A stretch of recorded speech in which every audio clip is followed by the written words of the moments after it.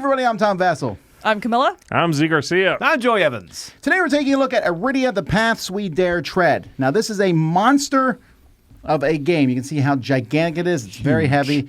This is from Far Off Games, who has made a couple other games, but they're most known for Zaya. This Arydia was a giant Kickstarter project that took a while. There was some personal things that it was a while before it came out. Yeah. Right, it's a couple years late. It has come out, and it is indeed a project. There's a lot of stuff inside this. It's a huge box. I'm going to go over the game a bit.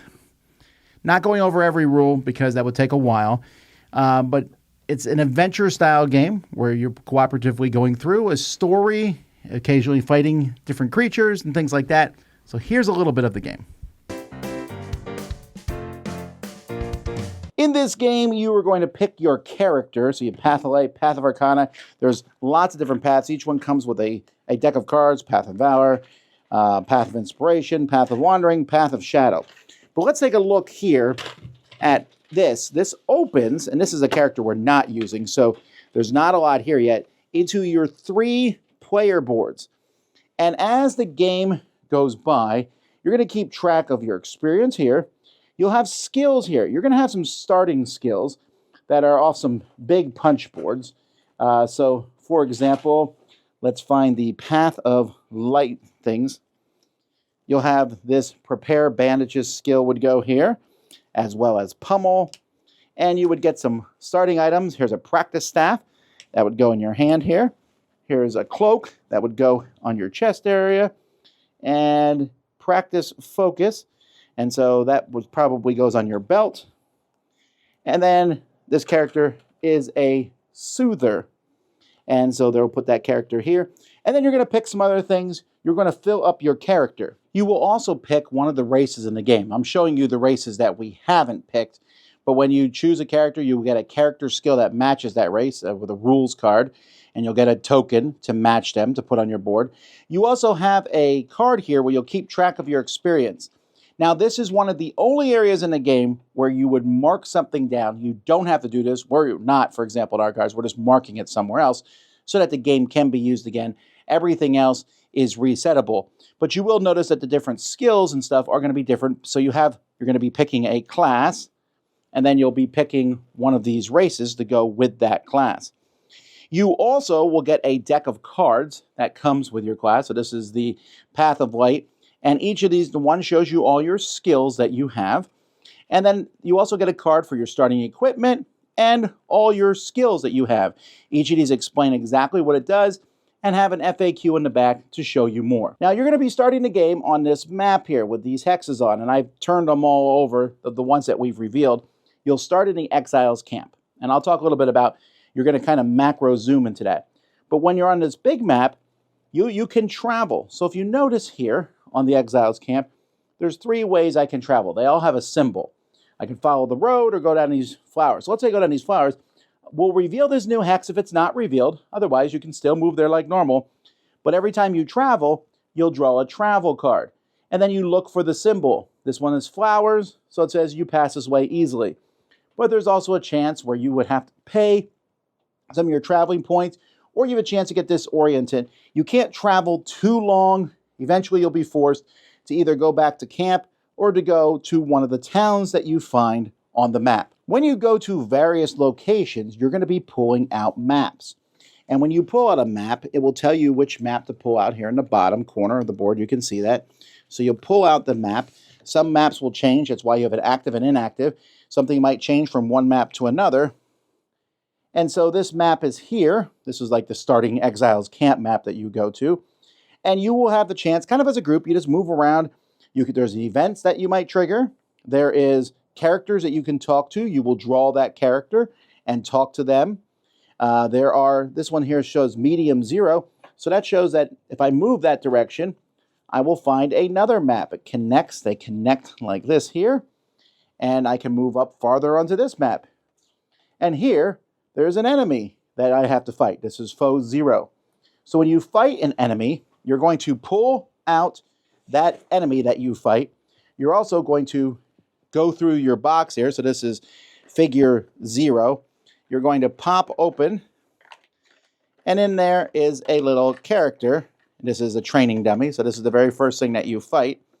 This training dummy, which you're going to have to fight then. Your characters, by the way, you get a body based on the class that you are, and then you get a head based on the race that you're about to make. I'll talk about combat in a bit, but I just want to make it clear that there's all sorts of different things that you can happen. And this game comes with a huge deck of cards.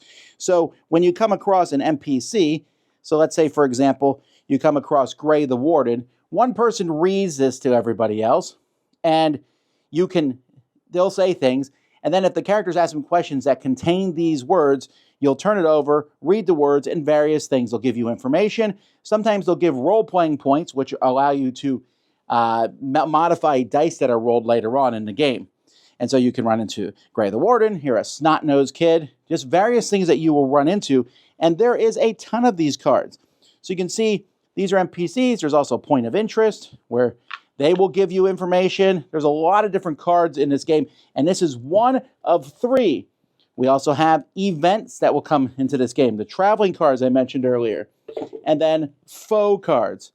So when you fight a foe, here's the practice dummy that you will fight. It will tell you how the foe works, and if there's more than one, sometimes they'll bring them out, and it will give you some description.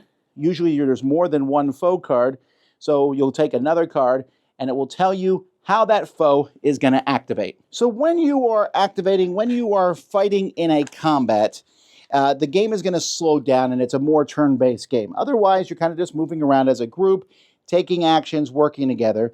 But when you are in combat, you are going to be using all your little tokens here. You're going to be keeping track. If you have any role-playing points, you'll keep track of them here. You have a maximum magic points, a maximum hit points, and these little tokens will move here, skill points, and then possibly you have these role-playing points that you've gotten that you'll be able to use as the game goes by to modify your dice rolling. But each player has 2 actions when it's their turn. They have 2 actions, and they also have a minor action token, which they'll be able to use. The minor action you can place on your feet to move. You can place your major actions to attack with a weapon. You can use one of your skills, and each one tells you what they do. Sometimes it's a reaction, sometimes an action. This particular one is an instrument, and he's a musician, and so he's playing his instrument, which happens to be here a splintered lute. In combat, you're going to keep track of your combos and your threats. Various things that you do will increase your combos, and a lot of skills require combos that the party can spend as a currency to do different actions. The enemy will be increasing threat. What you will do is every turn, the players will take an action, and then the enemies will you'll draw a card from an enemy deck to see what they do. Some enemy cards simply raise the threat. Others will activate. This one will activate a boss. If there is no boss, you'll raise the threat. And sometimes they activate mobs, which are your typical enemies. When you activate a mob, you are going to look at where the threat currently is, and that will tell you, so this says 0, 1, or 3. So let's say there was 2 threat, you would spend 1, and an enemy would do whack. It would move, it would up to 6 spaces, and then it will do whack, and it tells you what whack does here in the bottom. When you get attacked by an enemy, they're going to roll for damage. They're going to roll one of these dice, and these are basically just target locations. I put this here, and it hits my right hand. I don't have anything protecting my right hand, so I would take damage equal to the damage of the monster. If it does hit something, then I'm going to put some warn markers on these, and they each one, like for example, this practice Gambison here can block 2 hits before it doesn't work anymore. I can get it repaired in towns. So I have a few spots here protected.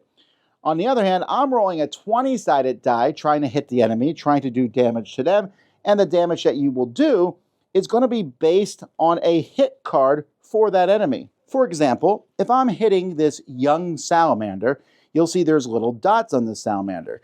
Each weapon that you hit with, you're going to roll a 20-sided die. So in this one, I will add my charisma to that 20-sided die. So here, charisma is 3. I'm doing pretty well on this one. So if I roll a 7, 7 plus 3 is 10, no good. I'm only going to hit the monster once. But if I roll a 12 or higher, then I can hit the monster in a diagonal fashion. So I could start here and hit this spot and this spot. When you fill in all the spots, the monster is dead. When you hit targeted spots, other things might happen. If I hit diagonally, let's say this spot was filled, then the next time I can start here. If I hit these two, I cross through this orange symbol, which hits both of these spots too. And so when all this is done, you've gotten rid of that particular monster. There's so much more. Just look at all this stuff that's out there. There are new boxes that you don't open until they're directed. Each of the characters comes with their own little equipment chest. This is where I keep my character. See my little loot guy. I have the cat guy with that and my 20-sided die. But I have more equipment that I can get and add. And you can find other equipment out there and special abilities. There's so much going on. I just want to give you an idea of how the game works. I do also want to show you the rule book. There's both a full rule book that comes with the game. There is also a quick start guide, which is how you start and you walk your way through the game. And then for each character, let's say you're playing the Path of Light character, each character has their own fully walking through, you going through one round of combat with the training dummy. So it explains combat for each character and how their combat works. The character that I'm playing with here, the Bard, for example, they are going to roll dice, and if their dice match the notes shown on the instrument, they will do various effects to the enemies. And each character has a very different feel to it. That's how the game plays. You just keep playing. You can die, and then you just kind of restart and go back to the last spot where you died from, and you can keep going. So there's no like permadeath in this game. And you're just going around exploring and seeing what happens.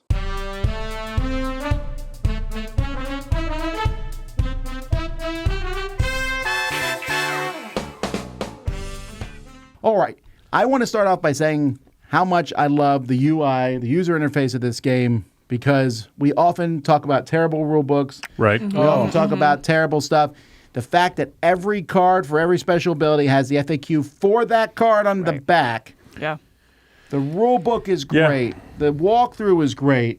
I mean, we still have to look up a couple things because there's a huge game for a huge game. Yeah.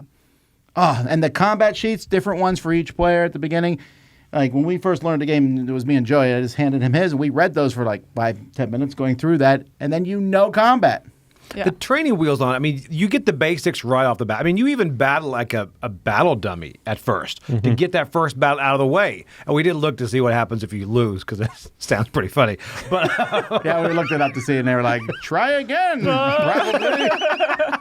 But you're right. The FAQ is what blew my mind on it. It's like, wow, they play tested this. Well, I remember when you were showing us the game and teaching us part of it, and you just handed us what I thought was my deck of cards, you know, which is going to be like, oh, these are my hands because this is my hands, what we're used to. And then you're like, no, those are just your reference cards. And as I saw that, like you said, every ability you has its own reference card. It almost became a joke with us because I'd ask a question and he's like, oh, if only you had it. I was like, I get it, I do. Oh, I found it. And it has, how to use it on the back, frequently asked questions with it, and from there, I mean, it was just simple. You always had the answers at your hand. I really, really thought that was good. I was so unique when you were like, okay, oh no, it's here. Because every time you're just used to a game, okay, go to the rule book. Nope, it's right. It was like, that was the moment I was like, wow, she's right. Everything is right there. Well, and how clean, because it's all the stuff that you have. It's not all the stuff you might have. You have those for reference if you want to look at them, but what you have right here in front of you is what you can do. So it's not like going through a 50-page rule book to find one question. It's like, I have a question about this. It's on the card about that. It's like one of those things you're like, how have people not had this question before? And now you realize they have, and they put it on there. Right.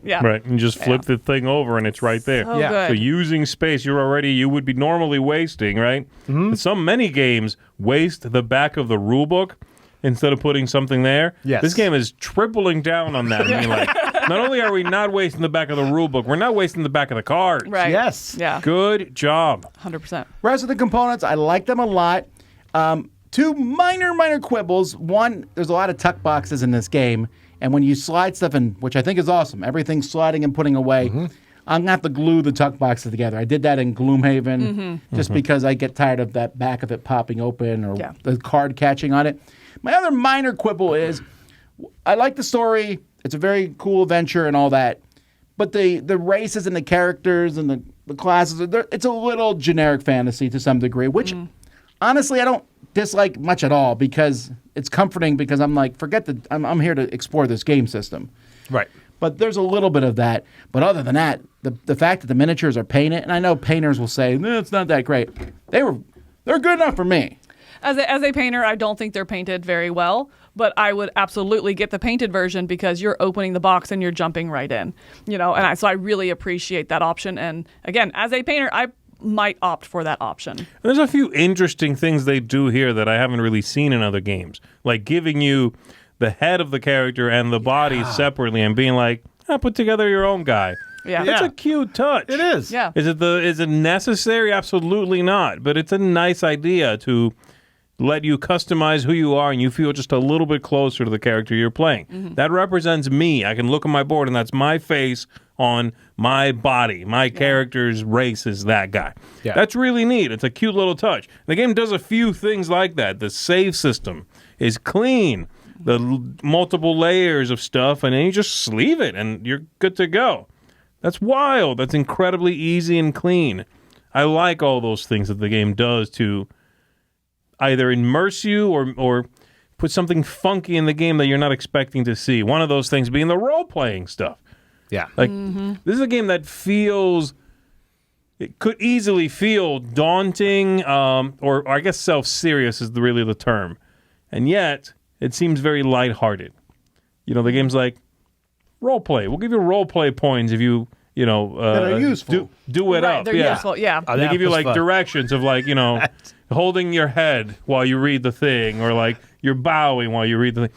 That's cute. And It again, is. comes across very lighthearted. And it doesn't get in the way of the gameplay either. You know what I mean? It's just Yeah. that little added one moment and then it moves on. I really like that. Well, I'll touch on the generic fantasy you mentioned. I think it's not fully generic. It's very based on fantasy things that I It's like. Not, it's not Yeah. super generic, but, yeah. I do like that. Like, I want to learn your world and learn the game at the same time. This is like, they're close enough to where it's like, okay, this is similar to a cleric, or this is similar to whatever, but little variances. So I actually did like that. I found it a bit more easier for me to immerse myself, knowing I know a lot about it, but tell me your take on this. But they're also not completely based on there. Like I showed the Bard in the example, and the Bard, how it works is cool. He still Right. also can hold his own in combat because, when we first played, we played with the Bard and a Ranger. We were Yeah, like, is this the best combo to was go not in with? the best combo. No, but we got there. The dummy did get some shots in. You gain levels in this game, and one thing is he mentioned that there's things this game does differently. The leveling up system is one of my favorite. Yeah. When you level up, you pick a stat, and that stat will level up to the max that it can level up at that point. So if I level up Charisma to 2 on one turn, when I go up the next level, I can make Charisma go to 3, or I could make Agility go to 3 from zero. Right. And so I kind of I'm step-stoning up, and it's clean, it's easy, and I just like how fast it is, but there's a little bit of strategy there. Yeah. Well, it kind of incentivizes you to go into ones that you haven't leveled up in a while. If you're going specifically into charisma and then you just keep ticking that one up, then you're like, well, I don't want to take my other stat up by 1, So you don't. You just keep going into charisma. This game doesn't do that. It really makes you like, hey, it's okay to go into another one because you get a big jump to catch up, and that feels good. It feels a better balance than I think we usually see. Well, the drop in, drop out also, that reminds me of what you're talking about. The drop in, drop out in this game is also pretty clean. Yeah. You just drop somebody out of the game, you put them in their sleeve, you tuck it away in the box, and you're good to go. You want to come back again with that character in 4 sessions, you pull them out of the box, you see what level they were at, and you bring them up to whatever level other players are at. Yeah. Yep. It's like, we're good to go again. I bring this guy out from the save file, you know what I mean? Now, to use that term, the save file, into one of my big negatives here is that this game for me, and this is probably my biggest negative, really toes the line between the board game / video game line is what I'm going to call it, okay? And by that, I mean it's very, very close to a video game, to the point that I find myself asking, why not just play a video game? This is a lot of upkeep. This is a tremendous table hog. It's very long. There's tons of mistakes you might inadvertently make. I would love for the computer to just run all this stuff for me. It really toes that line. I don't. That's not a negative for me, but I agree. There's some funny things, like let's say you're on a field and there's a dude standing there, and you talk to that dude, and he goes, "And now, goodbye," and he runs away. So then the game is like, put that field away, put it in the thing. Now pull out the new field. You pull out the new field, and the only difference is the guy's not there. So you're right. There's extra stuff there, But I don't mind that because every once in a while I want to do that with other people. And I think this is the closest. You mentioned video game. If you like games like Baldur's Gate and like Baldur's Gate 2, because Baldur's Gate 3 is a much higher level, right? But like those old move around and find stuff and occasionally get into combat. This game has combat, which we'll talk about in a second, but it's not the be-all, end-all. No, it's There's not. a ton of non-combat stuff, like a ton. Yes. That's where, I agree with Z. This felt more like a video game than an RPG. And I don't think it's a knock, really, because so many times you would see someone randomly, you're like, got something to do, but maybe I should click on them. All of a sudden you've got that side quest that just shows up. You've got the dwarf, which I found is like, this is pretty interesting. I found it was a really cool take on that. I like it, too. I just find it very time-consuming. Right. Yeah. To do any one little thing. Like talk to the guy, click on him. I can do that in a video game. It takes me 20 seconds. Right, because you can click and move on. Go find the stack of large rooms. All right. Look at 28. 27, 28. Okay. Whoop. Put it out. Draw this card. It's in the third box. And the amount of stuff is indicative of how much goes into those video games. But it's all analog. It's like taking Baldur's Gate 2 or Neverwinter Nights or whatever and saying, okay, make me this game analog. I'm like, okay, that's quite the undertaking. And it's an incredibly impressive undertaking, the fact that this works as well.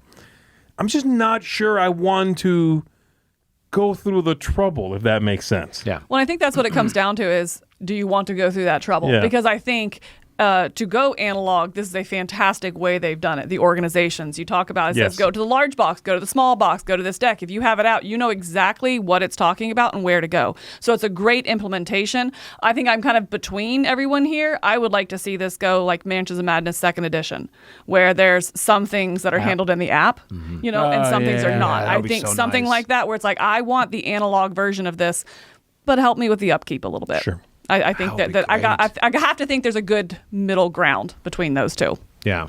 Now, there's a lot of combat in this game, and the game is very clear. It tells you at the beginning, hey, don't fight people who are higher levels than you. Me and Joe ignored that to our detriment. We even fought people who were one level higher than us, and we finally beat them, and then the second wave showed up, and we got shellacked. Then we found that there was a way to decrease the difficulty of the game, and we did that. But We died a lot. we didn't die a lot. We died once. They also That's called enough. us That's a in. lot. That's more than I've died in real life. But I really enjoy the combat Congrats. system. True, he's right. Okay, I don't know that I've ever yet met a combat system that makes me feel 100% comfortable with how the computer bad guys move.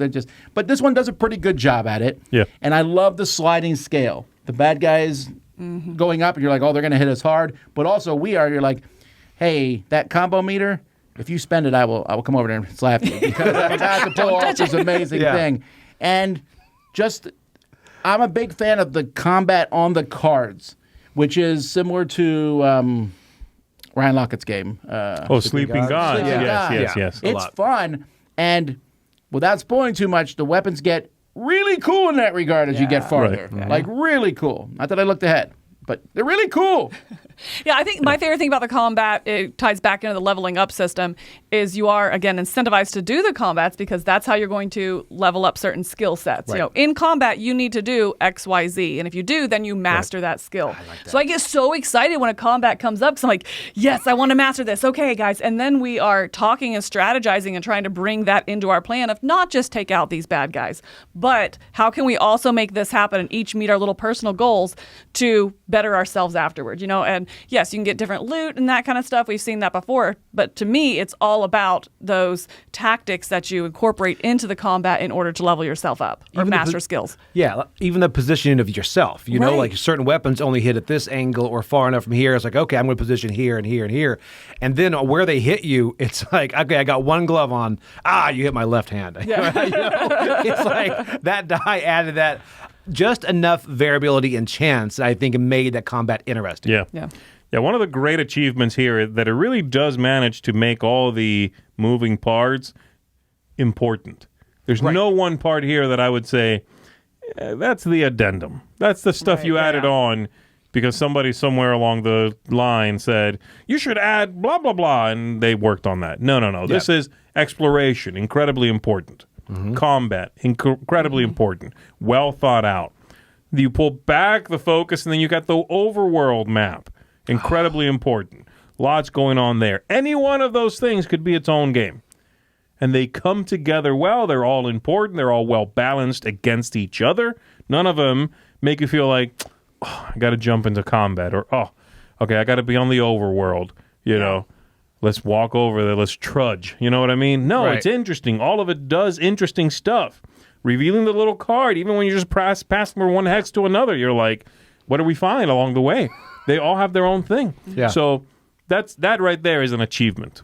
Yeah, I think this is going to go down. So far, we haven't found any bugs in the game, which could be there. And again, at the beginning, I assume that these games are often play tested more strongly at the beginning than they are at the end. Sure. Although if I know, Cody probably has this all the way to the end, which I'm hoping to find out. But all this comes together. Like I said, if you like that video game style and you want it in a board game, you're going to be there. What do you think overall? I'm giving this one an 8. I think, like I said, it's a very well put together game. I think this is easily the kind of game that becomes people's favorite game. Right. Yes. Right? There is no question. I expect it to be on a lot of people's favorite game of the year, nay, favorite game ever. I have personal problems with it, again, because I find it toes that video game, board game line. I think the theme's a little generic, like you guys were mentioning. Some of that stuff. But as far as something I find incredibly impressive, and I can say nothing but kudos, yes, this is quite the game. So for me, it gets a strong 8 out of 10. For me, I'm coming in at an 8.5. My quibbles, I think I would want to see a little bit more help with the maintenance in that. Like I said, maybe app assisted, something like that. But for me, I think there's times where the game feels a little on rails when it's meant to be open world. Yes, I can go everywhere, but clearly they want you to go here. This is where the monsters that your levels are. You really should go up there, and so it just feels a little like, okay, I get it. It's meant to be open world, but sometimes didn't feel as open world. I can go anywhere and survive kind of thing.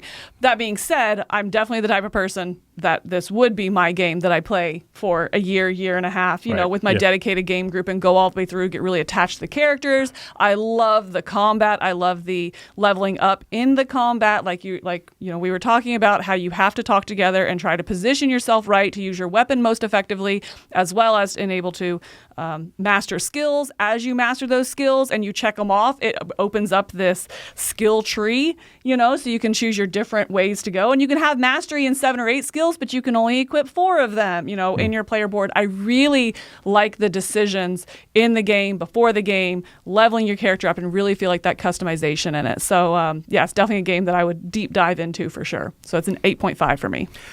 Yeah, I agree with a lot of that, and especially like the rails. It took us a while to find the rails, though, because at first we went and found those level 4 or 5 monsters. We're like, we can do this. Yeah, We could not. should be like Homer Simpson, just right back Well, there in might the bush. be more. There's lots of areas we haven't explored in yet Right. and gone to, so I don't know. And we've left plot hooks hanging. And We have. There's been a lot of, we could go do that.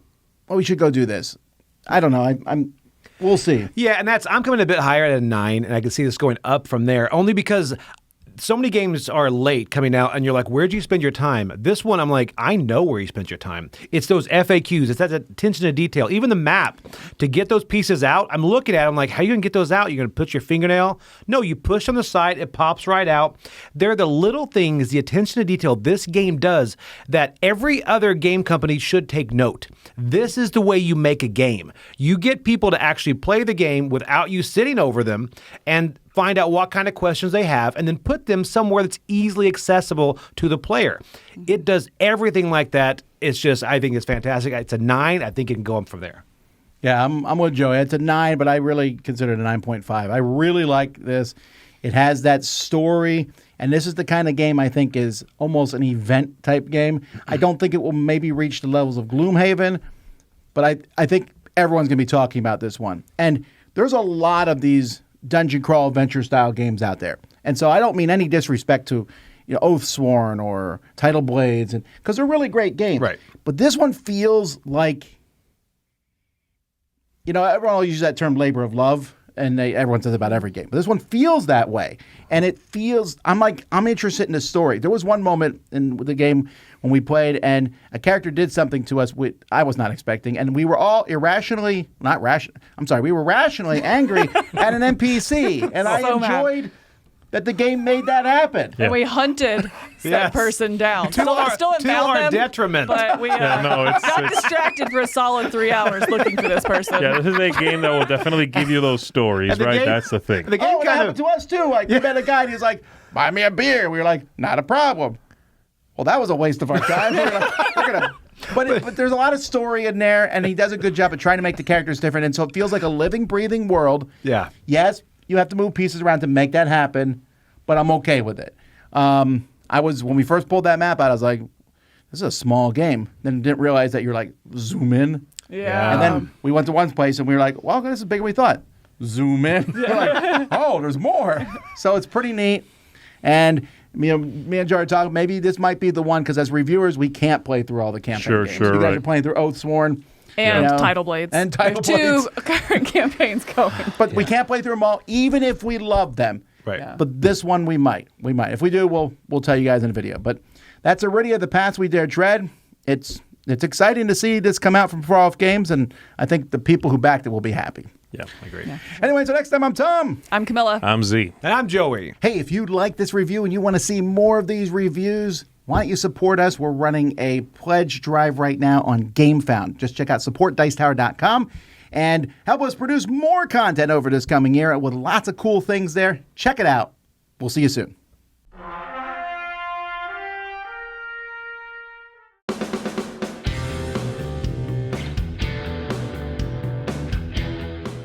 Hey everybody, thanks for watching this video. If you like this review or whatever you just watched, wasn't it amazing? Check out our channel, Dice Tower. We have all kinds of things. We review games, we do top 10s, we play games live. It's all about board games, but especially the people who play them. Check out Dice Tower YouTube channel. I'll take that. Am I holding that now? Oh! It's the heaviest, wonderful time. All right, we of should the probably month. give Mike like a hard, quiet moment to start. Like No, I'm going to talk all about it. Okay, we're ready. Sorry. Hi, I'm Tom Benson. Give him nothing. nothing. Give him a Nothing to moment work of silence. Give Mike a moment of silence. Moment of silence for Mike. All right. I'll miss him. All right, we're better now. Okay, seriously, you're ruining the moment of silence. Sorry. That's the whole point The of it. whole point is he sees it There was a moment. Sorry, a Mike. millimeter of a moment. Okay, we need at least an inch. You can't use both those in one sentence. It's illegal. Hey, everybody, I'm Tom Vassell.